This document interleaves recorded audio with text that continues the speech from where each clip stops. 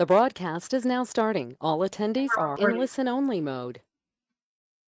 Hello, everybody. We can see 6 of you that are here already, which is great. Welcome.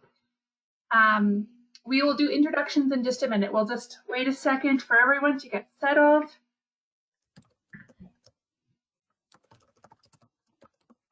Maybe pop a note into the chat to let us know that you can hear us and see us okay.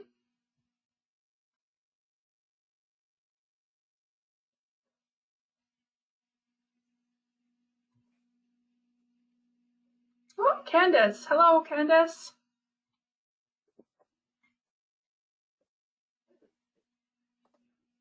Great. Well, I think we're going to get started here because we have some great stuff to cover here over the next hour. My name is Jessica Knock. My colleague Laura is with me today. I'll let her introduce herself in just a minute. My role at Yellowhead is the manager of library development services, and part of our job in LDS is to provide services to schools. So normally we get to meet you all in person and we come and visit you, but COVID stopped that. So we're just so grateful to have you all here virtually with us today. I'll turn things over to Laura to introduce yourself. My name is Laura, and I am a technician in library development services. So I assist Jessica and our other librarian, Ben. And it's good to see you all here. Sort of see you. I can't see you, but I know you're there. Yeah. So for those of you who are brand new to YRL and also brand new to YRL webinars, I'll give you a quick kind of tour of the tool we're using today. You logged into our meeting product called GoToWebinar. You should see a Q&A area where you can pop in questions. You may not see a chat function. I'm always a little bit confused about what our guests can see. There may not be a chat function there for you, but you can certainly put any comments or questions throughout the session into the questions section, and Laura or I will get to those usually as they come in. There's only 5 of us, so we can keep things pretty casual and just kind of jump in as you have questions. So that's GoToWebinar. The other thing that you should see on the bottom of your screen, so you should have Laura and I, you can see us, we're working from home, we're isolating here due to the COVID restrictions, but you should also see the opening slide for today's presentation, which is just a white screen. So if someone could confirm that you can see that okay, that would be wonderful. Anyone? Oh, Candace says she can see it. All right, and I know that we have, oh, good. Okay, so this is really good. I see from a few of you that you can see and hear us. That's really good.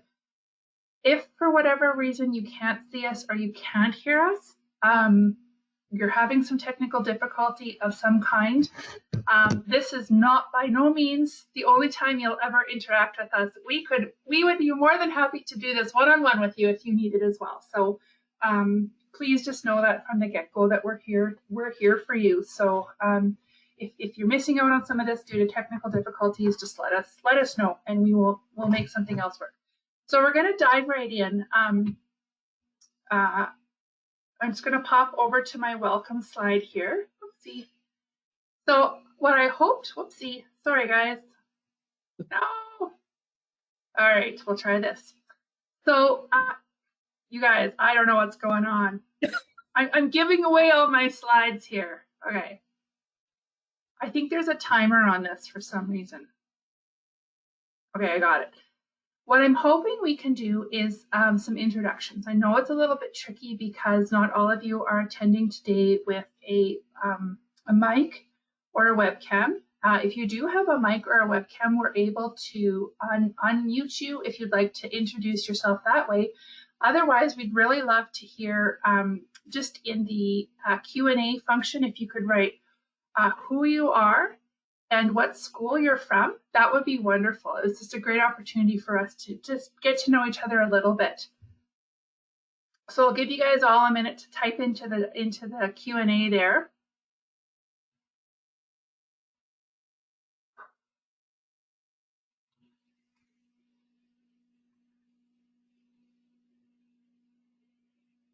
And while you're typing away, I'll just introduce the rest of the session to you. I'm going to start things off by giving you an overview of the services that we offer to your schools.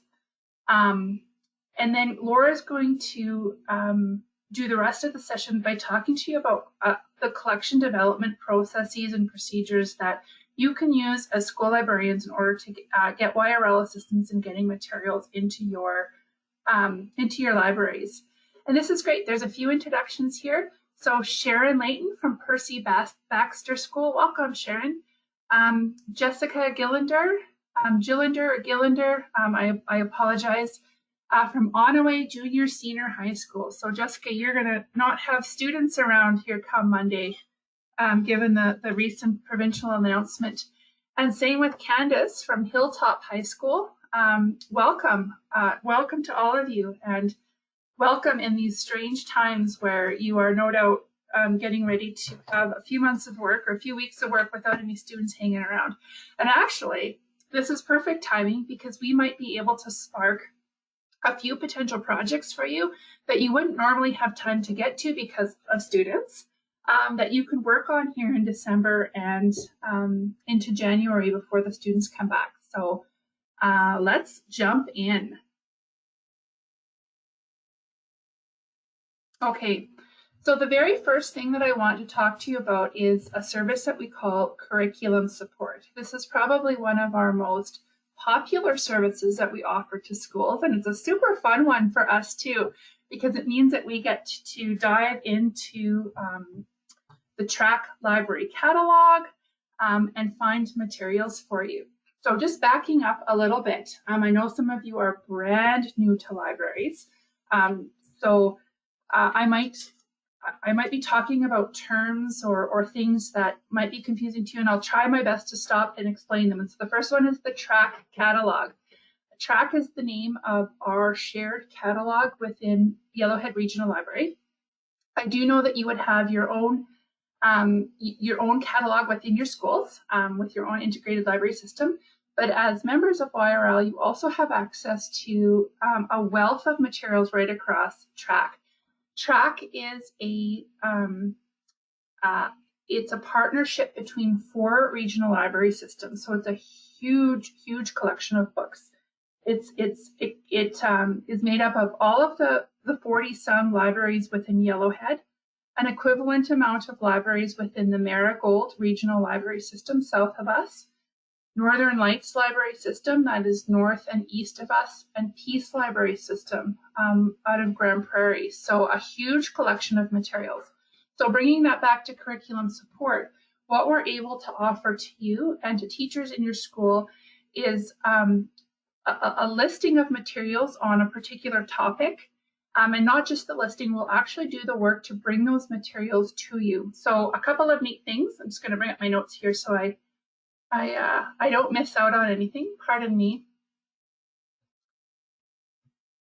Sorry, I have way too many screens open. Please bear with me. There we go. All right. So if you give us a topic for something that of materials that you want, maybe for your own library for a display, or teachers have particular topics that they're working on that you can't fully support from your own small collections, we'll do the work to find a wide variety of materials, up to 20 titles, that we can send out to your libraries for a total of 9 weeks. It's really neat because then you can actually circulate those materials to the students within your schools. So just some examples of topics that we have worked on in the past. We've looked for materials on specific topics and themes for a particular grade level. So topics and themes that are attached to the curriculum or not. We have looked and found multiple copies of one novel for group study, and we will find up to 5 for you. And then we will just find a listing of high interest books for particular grade levels or particular groups of children that we can send to you. how that works is you give us a list of topics. We come up with a list of titles. Sometimes there's some back and forth on what those titles are, just because we want to make sure that we're meeting your needs. And then we will do all the work to request those materials from throughout the track library system. We bring them all to YRL. And once we've got all of the books, we ship them all out to you, and you can keep them for 9 weeks. All of your schools have delivery service that happens at most once a month. So we do ship and return things for free, of course, as part of your membership. Any questions about curriculum support? So one of the other things that I touched on here that you might not have fully realized as a brand new school librarian is the delivery. So we schedule deliveries to our schools once a month, and those deliveries, of course, include materials such as the curriculum support materials that come and go. We also will deliver programming equipment. I'm actually going to dive into that in a little bit more detail in a couple of minutes. So there's always ways for us to get materials to you and get materials back from you before they're overdue. And of course, we extend the borrowing period for 9 weeks so that it can account for the delivery times, but also allow time for the students to sign those materials out. And I just see a couple questions here. I've run into issues keeping track of items and who has them, not being able to put them into our catalog system. Do you have any suggestions for that? Yeah, that's a bit tricky because you're not you're using a different integrated library system than we would here. And so who probably your best bet there is the old-fashioned way, and that is literally keeping some spreadsheets with the barcode of the item and who has it, so that you can collect those all at the end. Laura, do you have any other suggestions? No, I think you've covered it. Okay. And then are the students able to check out these books, or are they just for staff? No, the students can have those books as well. Keeping in mind that the books are actually signed out on a library card that is built just for your library. So they're not signed out to the student per se. That's where that whole spreadsheet idea comes in. And if a book does get lost or isn't returned, I mean, of course, we want to do everything we can to give you time and help you find those materials. But the library would be on the hook for the replacement cost should something be lost. If you choose to pass that cost on to the student, that's entirely up to you. No, those are great questions. So I had mentioned programming materials. One of the things that YRL does for our public libraries is we put together kits of programming materials that libraries may not want or have the money to be able to pay for them. And schools are also offered this service. So this link right here is going to take me to a kits brochure that we had pulled together for our libraries a couple of years ago. I'm not super happy with this brochure anymore. It's a little bit out of date because we're constantly updating our kits. So if you would like to see the most current listing of the kits that we have, I'm going to open it up here for you. Head on over to the YRL website. And the quickest way to find our listing of kits is just to do a kit search. So this is a listing of our kits, and each one of these is a link to provide more detail about the kits. So the Indigenous Collection Kits are our series of kits that have materials by Indigenous authors. The Makerspace kits are really popular. They are kits that have all the materials that you would need to run programs on button making or circuitry. There's a little maker and a regular maker's kit, robotics and coding kit, And we're just in the midst of creating some new kits for 2020 that can be used in more socially distanced type programs, such as fiber crafts or the Cricut and vinyl cutting kits. So those sorts of things are coming soon. Kits are pretty easy to book. We make it as easy as possible for our libraries. You might want to jot this email address down, kits@yrl.ab.ca, and you can request those kits, no problem. The other way to request a kit, all of you have been in touch with Laura in one way or another through our Ask YRL email. That is sort of like our central clearinghouse for email questions that come in. So if you don't remember the email address I gave you, get in touch with Laura and she'll make sure that it's sent off to the appropriate department within YRL. We've had some questions about kits and whether or not we are loaning them during COVID, and yes, we are. There are some libraries who are using these kits in creative ways to still maintain social distancing. For example, individual families that have requested programs can come in and use the kits. There are ways to put together some socially distanced programs with those kits, so please do make use of them if you think they'd be of interest to the students in your library.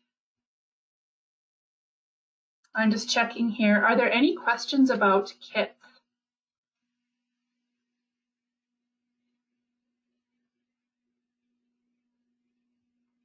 Oh, I don't think so. All right, I don't see any questions coming up here. Okay, this slide I kind of hesitated about whether or not to put it in, and I'll tell you why in a second. But first, I'll tell you about it. It's a newsletter that we create and send out every 2 weeks, just for school librarians, and these it offers a sampling of resources, programming ideas, tips and tricks. Sometimes some collection development lists go out in this newsletter as well. You can sign up for this newsletter on our YRL website. The reason I hesitated about whether or not to share this with you is because when our very first lockdown happened in March, we decided to halt publication of the scoop. And instead we replaced it with communication that's just more relevant to what's going on in our world right now in terms of how to run and operate our libraries with COVID. That particular communication comes out to all of our library partners who are on our YRL sharing website. And Laura, maybe we should pop that into the chat or get that shared with them somehow so that they can sign up for it if they're not. So this is a weekly newsletter we're sending out kind of during this COVID times, and we're going to be moving back to something like the scoop once we're back into regular times, whenever that may be. I can even send an email out after our presentation to all of our attendees as well. Yeah. As I'm thinking about this, the email could also include all of our slides, so you guys have this as well. Good idea. Yeah. Okay. So the next service that we offer is our consulting services. And I just want to make sure that I get my notes up here because I have quite a few examples that I want to share with you. So just bear with me here.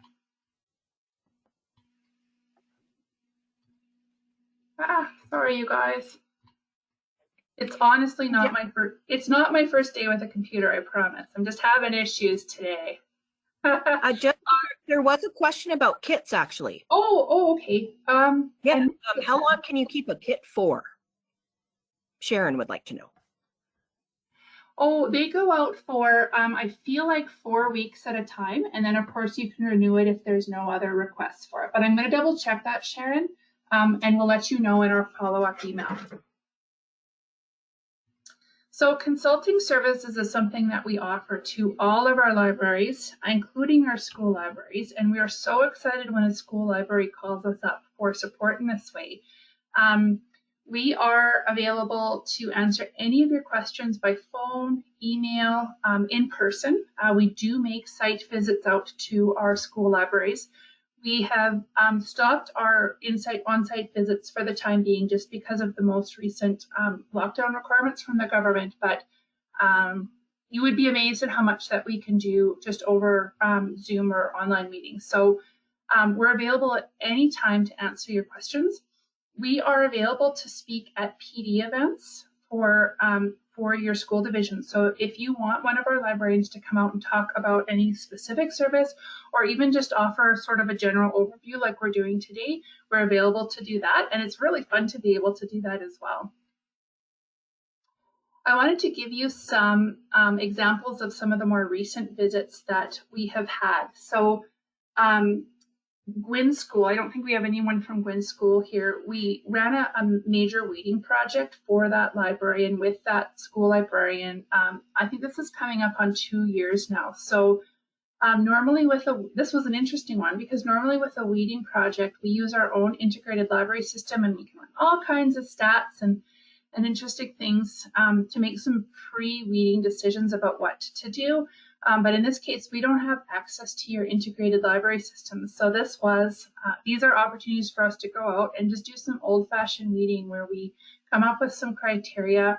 We use the integrated library system that you do have in order to make some decisions about how, things like circulation levels of certain items that you're debating about, or relevance to the curriculum, and then go ahead and start weeding. So if you have a library that really needs a good weed and you want some professional support with us, that's something that we can do. Another really interesting project that one of our librarians completed about a year ago was a genreification project at Wetaskiwin and Comp. So if you're new to libraries, genreification is really simply pulling out your fiction collection and organizing it by genre. So rather than just having one straight up fiction collection, you can have a section of LGBTQ materials, for example, or a section on fantasy, or a section on sci-fi, that kind of thing. If you know me at all, you'll know that I'm not a super big fan of genreification in small public libraries. It doesn't really work.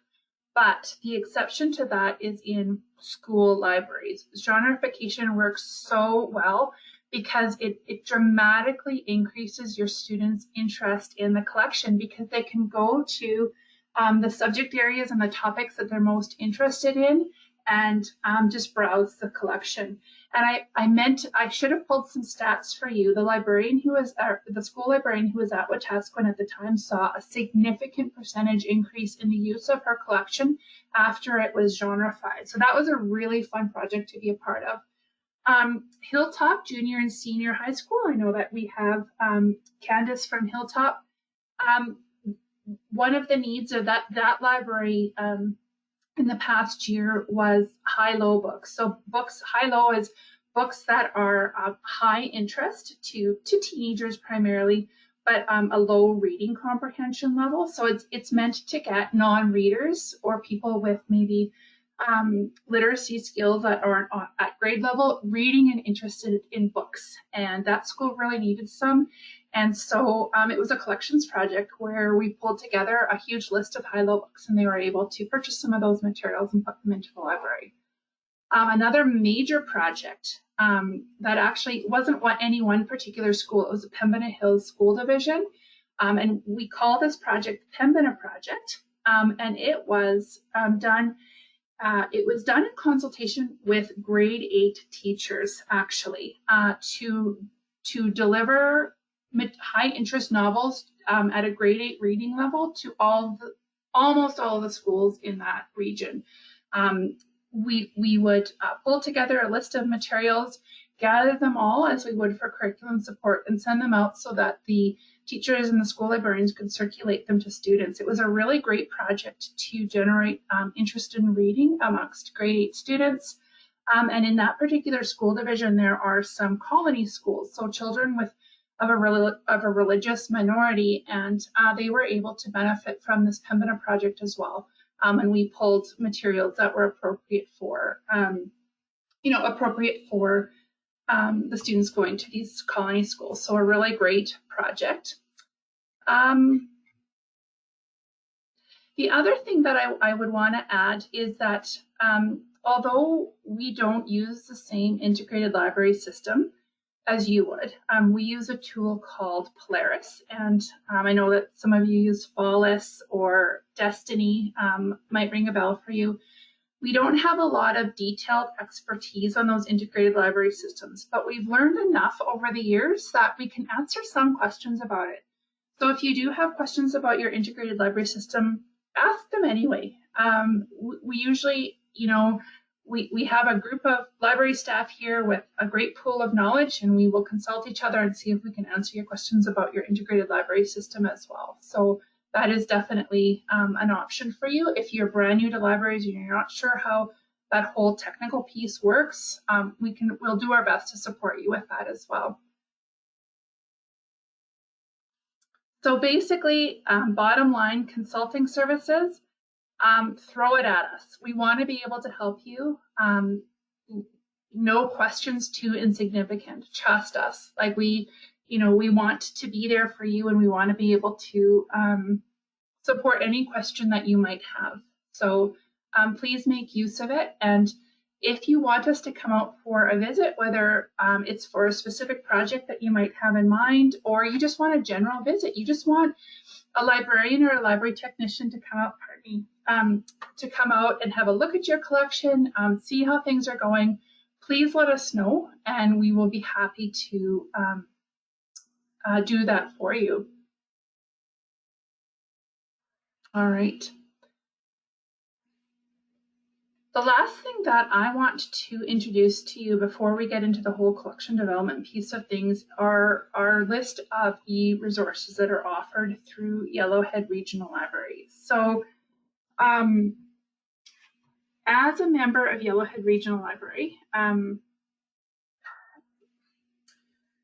you have access to all of these resources through your public library catalog. And there's some really great resources for your students that are worth promoting and worth talking about. And I've listed a few here. I'll talk to you about how to actually find them in a minute. The first is the track library catalog. I'll just wiggle my mouse over the icon here.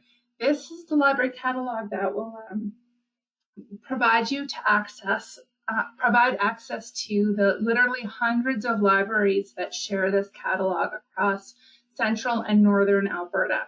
So you can use, students can use their public library cards to bring materials in. So it's a pretty neat service. Solera is another database that we've subscribed to, and it is a website with lessons and practice quizzes that are tied to the Alberta Grade 3 to Grade 12 curriculum. It's actually a resource that's created by the same publisher who writes The Key. Super high quality, and students can access this resource from their home computers using a public library card. So definitely worth promoting in your school libraries. Read Alberta eBooks is kind of fun. It's a collection of ebooks by Alberta authors and about Alberta topics. So students can go in and find all kinds of ebooks to read.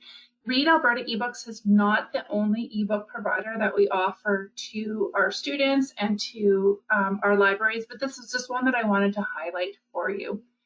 And then the last one I think might be really of great use to you as a school librarian. It's called Novelist.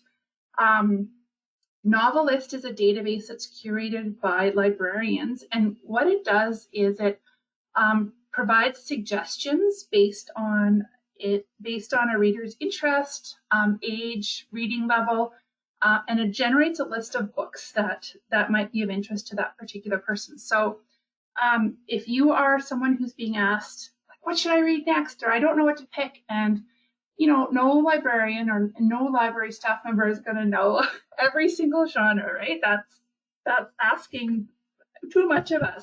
And this is a really great secret weapon to be able to go in, search here, and find a great list of recommendations for your students. It could also be used as a collection development tool to some extent too. So if you know that students, a group of students have an interest in a particular topic, you can go into Novelist, look for that topic, and see what's being suggested. So of course, we're going to get into collection development tools in far, far more detail, but this is kind of a neat one that I wanted to mention. Before we jump out of here, I want to show you how to find these databases. So what you will want to do is do a quick search for the library that's nearest to you. So I work at a Spruce Grove, so when I want to have a look at databases, I just type in Spruce Grove Library into my browser here. There's a couple of neat things here to have a look at. TrackPack, and this search is the search that you can use to look for books and materials that are available all throughout the libraries within Track. But the link up at the top called eResources will take you into the eResources that I've just highlighted and so much more. So when you pop into here, this is a listing of every single eResource that's available to Yellowhead Regional Library libraries. So although I'm in the Spruce Grove catalog, it doesn't matter if you are in Barrhead right now or if you're in Wetaskiwin, you're all going to have the same list of databases. You'll also see here, as I'm going through here, the thing called Login First. This is where you would use your own public library card information to log in, or encourage your students to use their public library card. Some really great some options in here. Ooh, I should have put Teen Book Cloud on the list. This is an online collection of ebooks, young adult ebooks. Really, really great, neat resources that are worth looking through.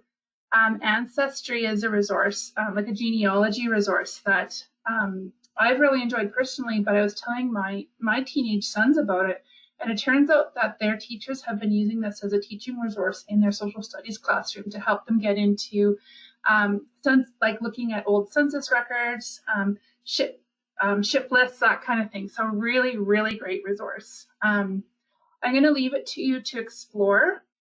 Again, you would just go to the website for your public library, and you're going to see this exact same list. You do need to have a public library card in order to get into it, but since you guys are working in libraries, I'm guessing you love libraries, and so you probably already have one. Thinking about your students, not all of your students might have a public library card, so this would be a really great opportunity for you to reach out to the manager of your local public library and maybe come up with a shared program where you get cards into students' hands every single September so that they can access some of these resources. They're free and they're amazing. So that's a whirlwind overview of the services that we offer. I'm wondering if there are any other questions for me before I turn things over to Laura.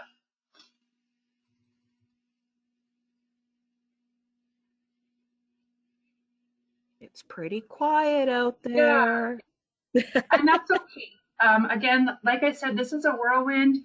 This is an introduction, and it's by no means the end. We are really hoping that you guys will call us every single day to ask questions. Because we love that, and we'd love to get to know you a little bit more. So Laura, I'm going to put you into presenter mode here. Okay. And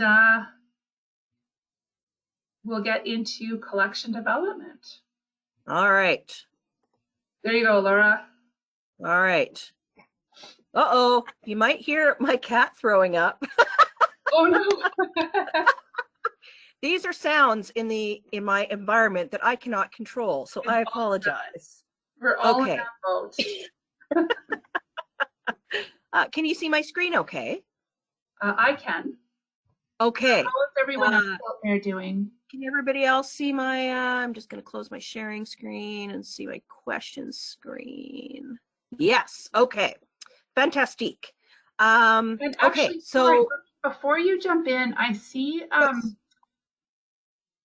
oh, never mind, Laura. Forget I said anything. Yeah. Are you sure? I am. Yeah. Okay, I think I just need to minimize this. Can I minimize this? Oh, there we go. Okay, bye-bye, toolbar. All right, everyone. And if you can still see my face, you're probably just going to see the top of my head. And it's because I wear progressives, and so I have to push my screen all the way back so I can actually read things on it. So please forgive me. So there's just a couple of sites that I want to really quickly touch on because they are ideal for those moments when you either have a question, maybe from one of your students or even a teacher, or maybe it's your own personal interest. And it's maybe specifically about, let's say, a certain genre or certain subject matter, whether it's fiction, nonfiction, etc. And you're not really sure where to look to find out more information about a lot of these titles or these subject areas, because they can be quite vast and expansive. So normally I would have a slightly more expansive presentation here, but for schools, I'm going to narrow it down pretty substantially and give you 3 super reputable sites that you can go to. And I heartily encourage you to go to any of these sites and just explore, play around with it, experiment. There's only one of the 3 that is technically a subscription-based site, but it is not required. Pretty much all of the information on that site, it's going to be the next one that I talk about, is really accessible even without that subscription. So when you have time, please explore these sites a little bit further, but I'm just going to touch on a couple of things here. So the first one is Kirkus, and you may have heard of Kirkus. They're kind of a world-renowned, well-recognized, highly reputable, a little bit of highfalutin kind of website, really, I consider them to be. And it's quite a beautiful site. It's extremely easy to use. If you do choose to create a login or an account of your own, the benefit is that you can create book lists on their site. So if there was material that you were looking at right now, but you didn't have time to look at it and you wanted to look at it at a later date, you can add it to a book list that you've created, and that way it's all in one spot, one click access point, and a later date. You can always check it out later. So that's the biggest benefit. But from here, where I would recommend going to Kirkus is if you just hover over book reviews in their main toolbar, and you kind of go over to just slightly right of center, and kind of a couple of areas that obviously the schools would be would really use and would be of great interest is the graphic novels and comics link that they've provided, the teens and YA, and the children's. So of course, depending on what grades you're serving. And from there, I'm just going to click on the children's link here.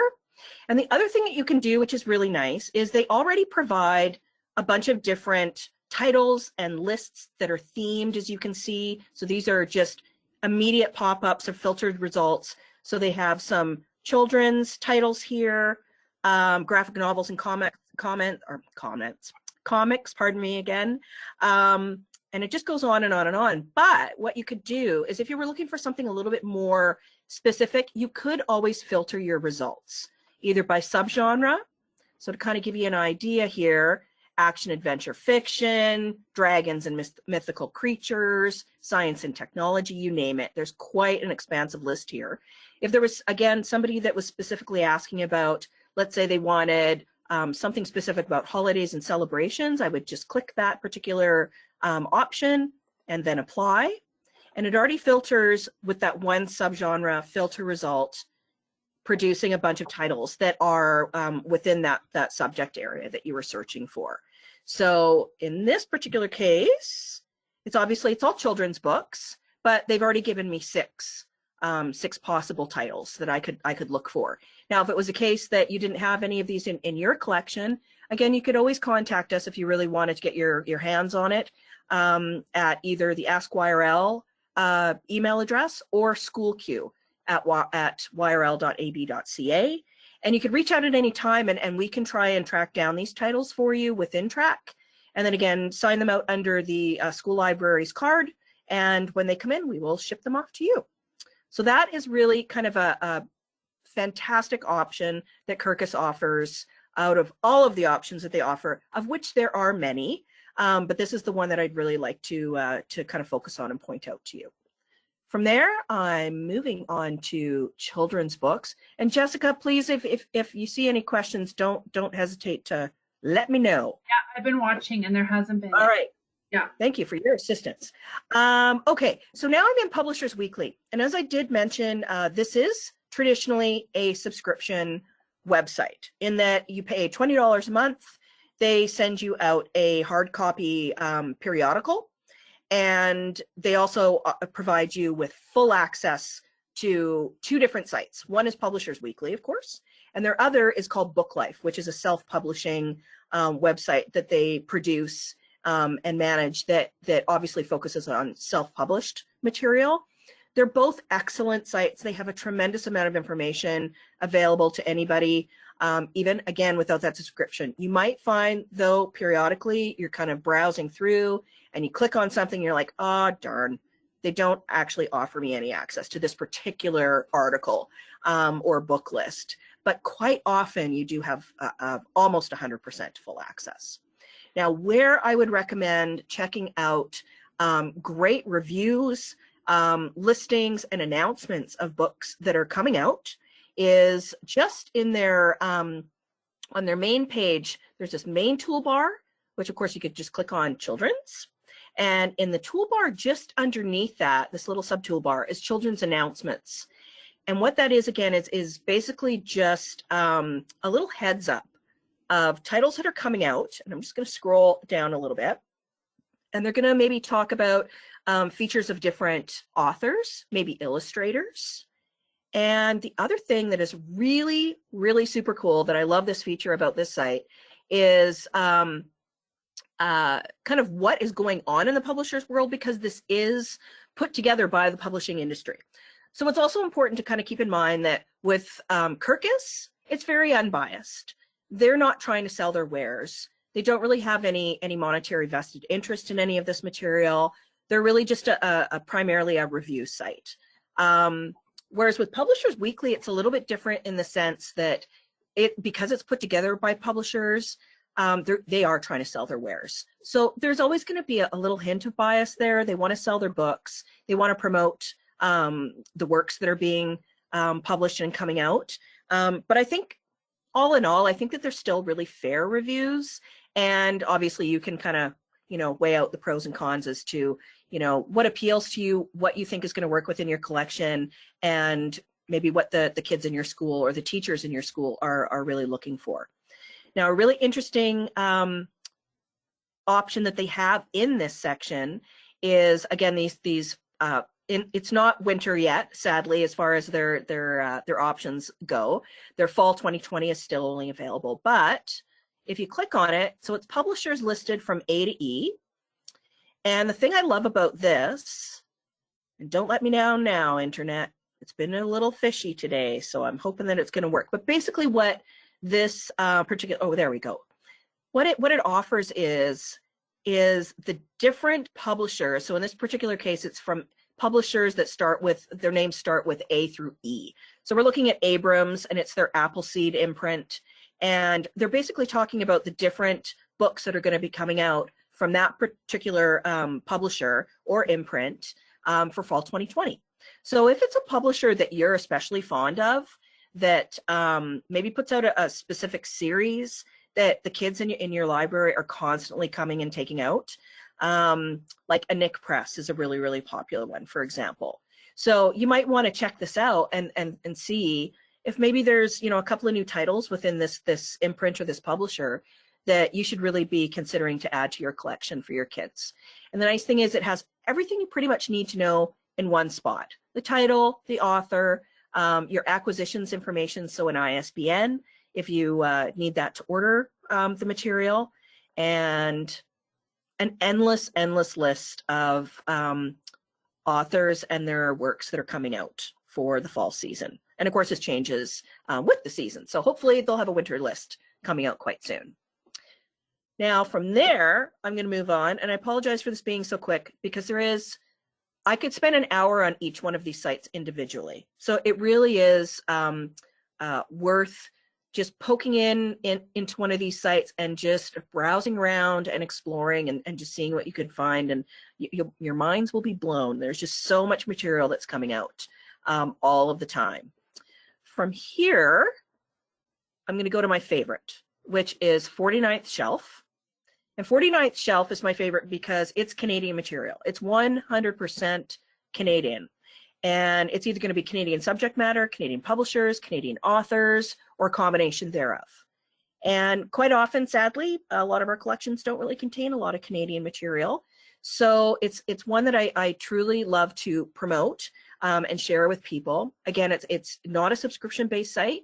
You can easily sign up. You can even use your Facebook login to quickly obtain an account. One of the bonuses, again, to that is you can create book lists. The other kind of fun, and this is obviously completely aside from what you do professionally, but something that's really kind of fun about this site is that you can actually enter to win free books that they are featuring. And I've actually won 3 or 4 now.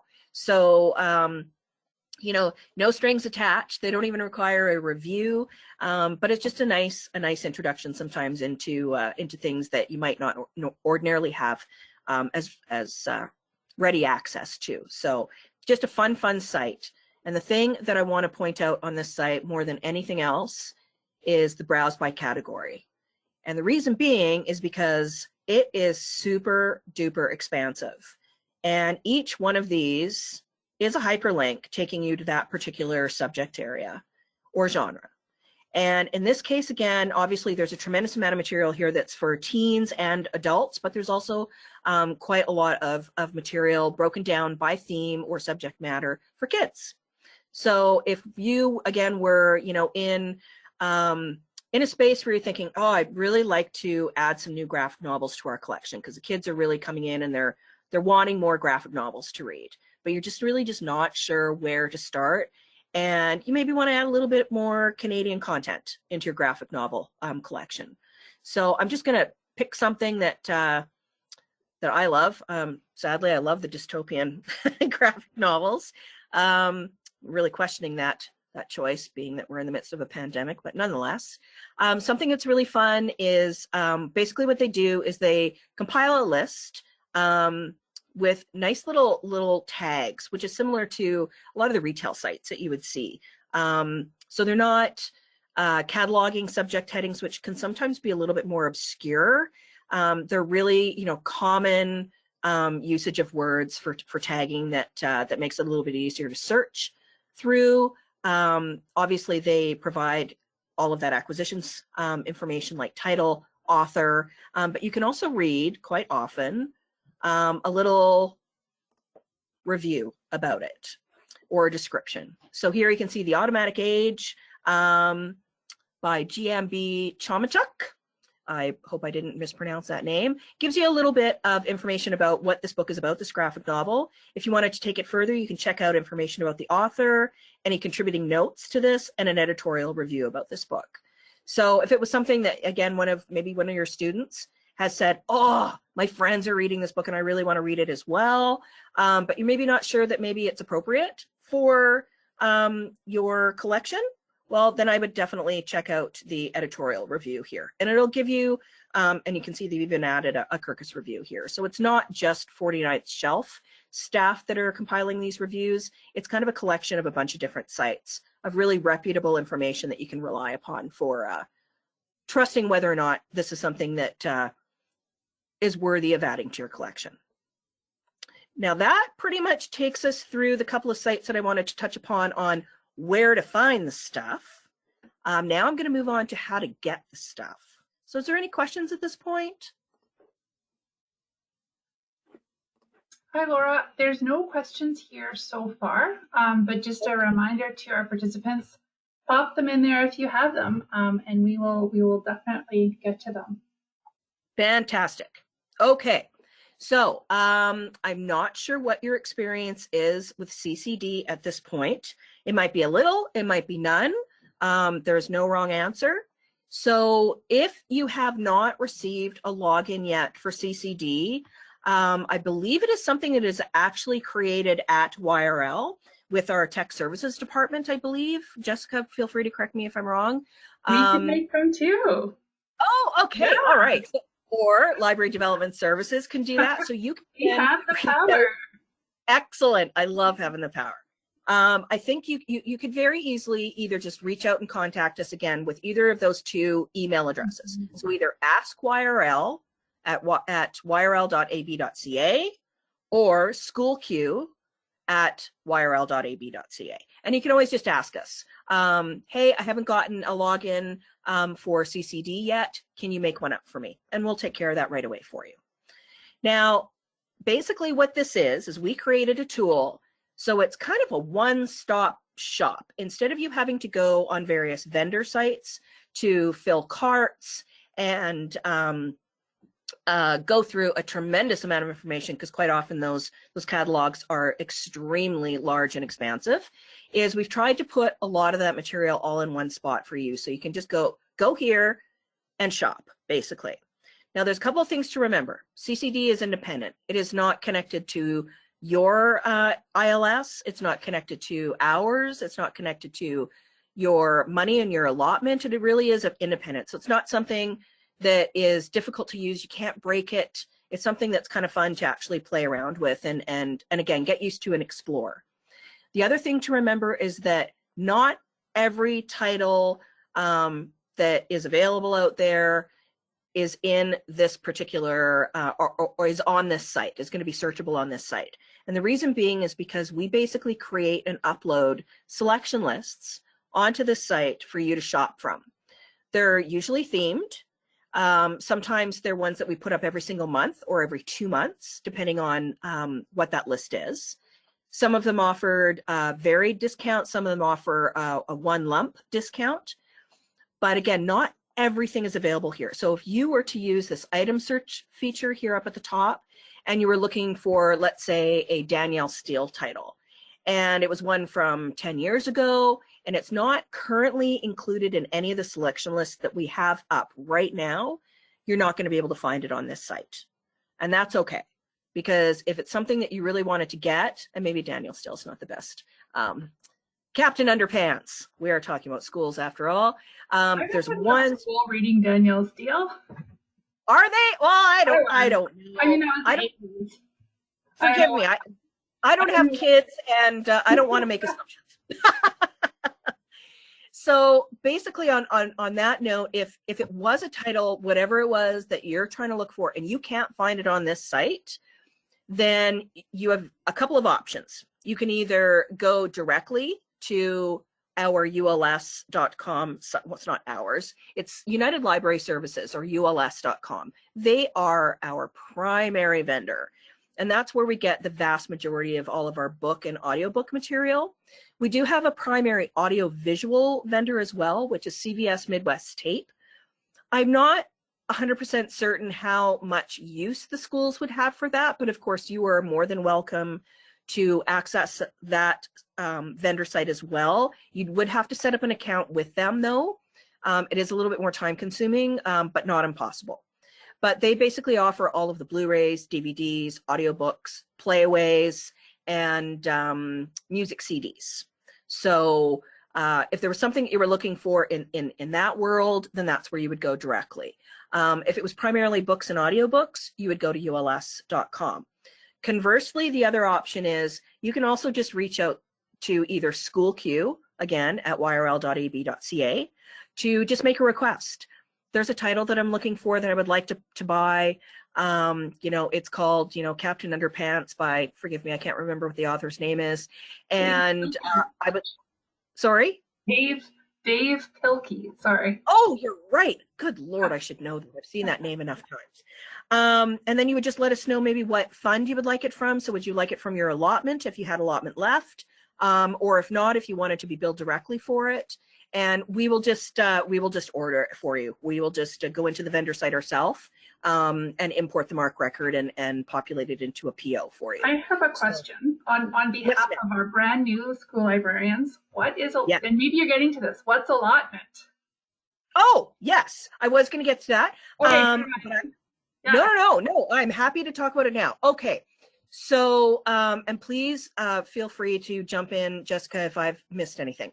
So every year, each of the schools are provided with an allotment, and it's based on, I believe, the number of students that are going to be attending your school.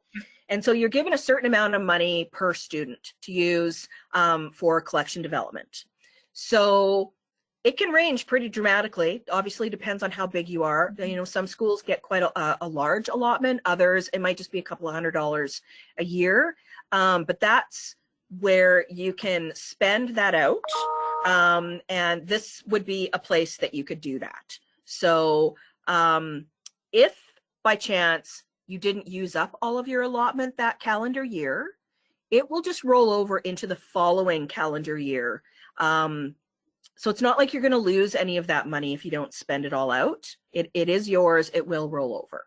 If you do go into the negative and you spend out your allotment, one of our acquisitions people, it might be me, would reach out to you just to say, oh, hey, you submitted an order, but it's for $350. You really only have $300 left in your allotment.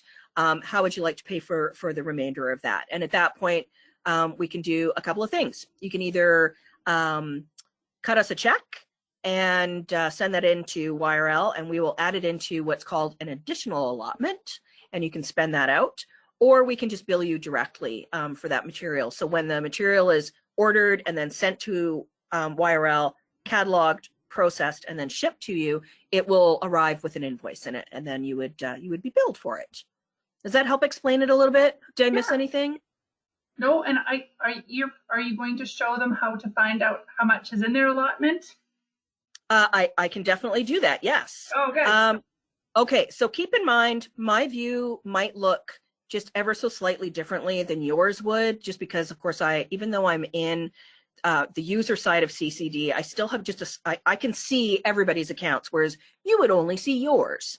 So what you would do to start shopping on the CCD site is after you've logged in, you can just click on the selection list button here, and this little area here in the bottom left says available funds. So again, keep in mind you're going to see everybody here, but I'm going to pretend that I am. Does anyone want us to look up your allotment for you? Oh no, that's public. I'm only seeing public for some reason.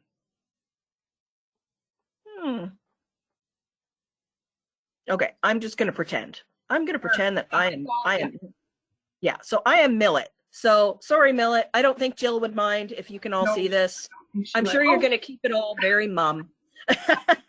Percy Baxter, you probably aren't in. Percy Baxter said we could look up their allotment, but that's okay. We'll look at Millet. Okay, good. Because yeah, now I'm kind of committed. I'm sorry. Sorry, Percy Baxter. Okay, so basically you can kind of see again, and once I've selected their allotment, I can see that they have $1,422.74 currently left to spend. So from there, let's say I'm going to go to one of our lists that I was talking about that goes up every 2 months. And what it's called is the Super Forthcoming list. And basically what it is they're not quite bestsellers, but it's a lot of new material that's coming out, and it's broken into groups. So you can see there's beginning readers titles, and we even break it down based on format. So in this case, hardcover, beginning readers and softcover, board books, graphic novels, YA and Juve nonfiction, etc. So what Super Forthcoming is they are selection lists that have been put together by United Library Services. So I have basically just imported those lists into this website and made it available to you. Again, it's just all in one spot. Instead of you having to go back and forth from ULS to this, to Midwest Tape, etc., you can pretty much just do it all here. The other monthly lists that are going to be here on a regular basis there's Hot List, there's Second Choice. So those are pre-publication bestsellers that come with a super hefty discount, which is 40%. All of the Super Forthcoming material, and you can just see here in this section here as the discount listed, is 35%. And you can see in this one list, for example, in the picture book titles in hardcover, so 35% discount, and there's 202 titles in this one list. So they are pretty expansive, and it's really set up in a nice way. It's very easy to use once you actually open it up, even though there's a lot to go through. So from there, the other kind of regular lists, again, is Hot List Second Choice. and any monthly lists that we get either from CBS Midwest Tape, so it's brand new releases for Blu-rays, DVDs, music CDs, playways, and audiobooks, as well as ULS puts out 2 lists monthly for large print. Granted, they've been a little limited the last few months because the supply chains of certain publishers have been deeply impacted by the pandemic. So whereas they might have 50 titles on some of these lists sometimes, there might be 3 right now. So of course that will go up and up and up as we work our way out of this pandemic, thankfully. Now in the areas in the list, so this one right here where it says read, relax, and repeat, for example, and you see that there's no discount here, it just has a dash. And the reason that that is like that is because when I put this list together from ULS, there were multiple discount points. So there might have been anything from 10%, 20%, 20, 30, 35, 40. There was a wide range. It's easier for us to just leave it at a 0 discount. And then as you're making your selections and then we process that purchase order for you, the discounts are actually applied when the material is pulled off the shelf at the vendor and then they invoice it. So you might see that your total in that particular cart is, let's say, $200. But when all of the discounts are applied at that point of invoicing, it will be quite a bit less because that's when the discounts will be implemented. So just a nice thing to kind of point out what to look for. And I'm just going to go into one of these. Actually, I'm going to go into the picture book list. And while we're waiting for that to load, I just noticed the time. We're at the end of our session here. I think we're going to keep going. And so you're more than welcome to hang out with us and watch the rest. But I also want to let you know we're actually recording this session right now, and we'll make this recording available. When I send a follow-up with a few documents to you, I can send a link to the recording as well. So if you do need to leave right now, no worries. Okay, thank you. Yeah. And apologies for going long. It's what I do. Okay, so we're in the October-November super forthcoming picture book titles in soft cover. So as you can see, there's not always, but 9 times out of 10, there's always a picture of the book cover, title, sometimes if there's an author, it's listed, the ISBN, etc. And again, it's going to show you what that discount is, so what your savings is. And it's simply a case of going, I want one of these, adding it to my cart. If I've made a mistake and I've maybe, clicked 1-1, I can always update it by changing the number and update. And I'm also going to get a copy of Merry Christmas Tiny. Okay, so let's say for all intent and purposes, I'm done shopping. I've gone through my lists. I really just want to submit this order at this point. I can click at the bottom right here is View My Order, and it shows you those 2 items, what the total is, $843. And then you can also see that down here in the left as well. So again, I had that 1,400 and plus, in allotment remaining. And now you can see what my balance is kind of coming out of that grand total. So from there, I would click Submit Order. And it's still not technically submitted yet because what you have the option to do is if by chance you accidentally chose the wrong fund, you could change it at this point with a little drop down. If there was a PO number that, let's say, your treasurer or your board or whatever likes to use, your admin likes to use, you can enter that here. There's also a note section, and this can be handy for us if you know that without a doubt that the titles that you've chosen in this particular order, you do not want any duplicates. So if it turns out that you actually already had a copy of this title in your collection and it has the same ISBN, Polaris is going to check that when we're in the process of submitting this PO. So you can always let us know at this point that you don't want any duplicates. So no duplicates. And then from there, I'm really just going to say that this is just a test. Do not submit, because we don't actually want to purchase some stuff from Millet. Okay, so I'm just going to click. I'm going to make that go away just so that they can see it, because I'm not actually in the office today. Okay, so I'm submitting the order. And again, keeping in mind, I've really not spent any of Millet's money because when it comes right down to it, until these MARC records are imported out of this site and into Polaris, and then again invoiced at the vendor's end, the money is still essentially there. It just goes into an encumbered status. So that money is kind of connected to that order. So it's kind of floating there until the items are actually picked off the shelf and invoiced. And that's pretty much it for CCD. It really is that easy. It's super user-friendly. And the last thing I'm going to talk. Oh, sorry, go ahead. I wanted to just make a comment about CCD for yes. Library personnel who are a little bit unsure about what to select or what sources to go to. You'd likely be able to spend your entire allotment using that CCD tool without having to go into any other tools. It's fairly robust. Like Laura said, it's not a full catalog of everything ever available. They're pre-selected lists of materials, but if you're feeling uncomfortable or hesitant, it's your first time ordering books for a library, you can't go wrong if you're only using that tool. I just wanted to throw that in there. Yes. Yeah, I could not agree more. Very, very good point. They're all curated lists, which is the beauty of CCD, is we're just pulling them from our vendor sites, which are library vendor sites. So all the work has been done, really. That's the beautiful part, is you're really just reaping the rewards of somebody else doing all of that legwork. So excellent point. If for whatever reason, however, you had to look or wanted to look outside of CCD, this is where ULS comes into play.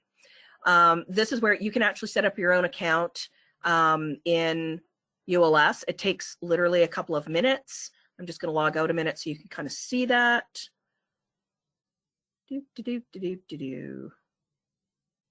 Oh, goodness. See, and this is where sadly, my internet has been a little persnickety lately. But basically, up in the top right-hand corner where you can see my name currently, it will actually have a button that says register.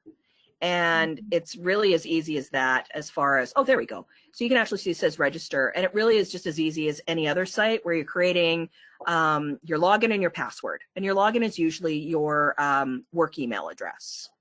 So based on that, I'm just going to log back in. Super user-friendly site, extremely expansive catalog, and there's just a couple of things that I'm gonna point out to you, and the rest of it I think you could just probably learn purely by experimenting and exploring. The first place you would want to start is manage carts up here at the top right, and what that's going to do is take you to an area where you have to create a cart with a name. So in this case, I'm just going to call this our collections presentation, just so I know to look at it later, and click add. And from there, as you can see, I have 1,000 carts going at any given time because I do create the vast majority of the CCD lists, and I like to keep all of the lists until they expire, just in case something weird was to happen. So normally you would just have 1 or 2 carts here, maybe at the absolute most. I always have too many. So you go and find it and you click on it, and you can see here up at the top that, yep, that's the one, that's the cart I want it to be in. It currently has 0 items in it and $0, so it is empty. So in this case, what I want to do is use this general search bar. There is also an advanced search bar, but this I find works 99% of the time. And I'm just going to point out, oops, a couple of neat things to watch for. Now, this is an adult title. It's fiction. It's something that was part of the bestseller list in 2019. You might be familiar with it. You might have even read it. But why I like to use this one as an example is, one, it's new, and it gives you a really good indication of what happens on ULS site. Why they do this, I don't know. But even if items are no longer available to order, they still display. Now, again, in the advanced search, you can actually remove some of this extraneous information by filtering and saying you really just want to see active titles. So being that this one, the second one, for example, is currently not active, it's out of print. If I went into advanced search and was searching for this title, I could click to active only, and I wouldn't see this one. But if I'm just doing a general search, I will see everything that comes up under this title. So where it's really important to look is this type of a situation. So here is this title that I'm looking for in trade paperback, February 2020. So this is very new. But what I'll point out that's really critical to look at is this $0 in the list price. Now, as you can see, I could still add a 1 or a 5 or however many copies of this I wanted to add to my cart, and I can order it. But I can guarantee you I know what's going to happen is ULS is going to contact our acquisitions team, and they're going to say, you know what, this actually isn't available anymore, but we have a substitution. Are you okay with the substitution? And sometimes it's almost a pretty much straight across exchange. It's the same format, same price. Then we just tell them, yes, go ahead, we'll take that sub. But sometimes it's different, and it might be like a big price increase. So what I recommend is if it has a $0 price point right here, just ignore it, move on. And in many cases, if I just scroll up a little bit, you'll see that there's actually the exact same title, exact same month, trade paperback, everything is identical, but it's got a different ISBN. There could be multiple reasons for this. Either it's a different publisher. So this one's Anchor Canada. The one up here is Riverhead Books. So it's 2 different publishers, even though it's the exact same book in the same format, but it has 2 different ISBNs. But this is what I want to see. I want to see that it has a price point here. And in that case, then I could add that I want 1 copy. Now, after I've added that, you're going to see at the top, again, in items, once it's finished loading, that I have 1 copy. It's $14.40. That's the discounted price. And this is the cart that I wanted it in. Now, let's say, again, I was done at this point. I've finished searching for what I was going to search for. I'm just going to click on my cart link, and I can just say, yeah, that's what I ordered. Good, excellent. It's going to, I saved $9.60. It's going to cost me $14.40. If I wanted to create an Excel spreadsheet for my own records, I could do so by creating Create Excel and then Import Excel. But from here, this is where you stop. You don't want to proceed to checkout. What you do is you email, again, either schoolq@yrl.ab.ca or ask YRL at the same address. And you just let us know that you have a cart ready in ULS. You need to provide us with your login and password information for this site because we would be logging in under your login and password. Tell us what the cart name is and what fund you want it from. So either, again, from your allotment or you want to be billed directly for it. From that point, we will basically download the MARC records from here into Polaris and then process the purchase order and send it to the vendor. And so this is pretty much, again, where you stop. So, and that's pretty much it for ULS. Again, very easy. It's really just a really expansive catalog that gives you the option to pop things into a cart. And once you have that cart filled, then just let us know that it's ready to go and we'll do the rest. And that's pretty much it. Anything to add there, Jessica? No, I don't. There's no questions here. Okay. But that was a really good overview of kind of the options that you have as school librarians to order materials. Absolutely. Yeah.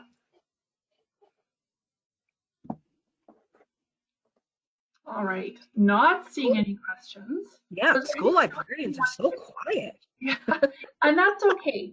We've actually just thrown quite a lot of information at you Right. as an overview. And I think the key takeaway here is you've met us, you've seen our faces, and I hope that you know that you can get in touch with us at any time with questions, even if it's just to review or go through some of the things that we talked about today already. That would be the big takeaway I would hope that you would have for this. Absolutely. Yeah. I think we're going to close things off because we've gone 50 minutes over and we've lost a few people already. So we're going to say goodbye. We'll reach out here within the next day or so with an email with the resources that we used, as well as the PowerPoint presentation that I shared with you at the beginning of the session, so that you have that to review. Take care, everyone. Stay safe, stay well. Good luck with your school closures for any of you working in junior and senior highs. We're thinking about you. And if you got time and some projects to do, give us a call because we are more than happy to help you with that. So yes, reach out anytime. Bye. Bye.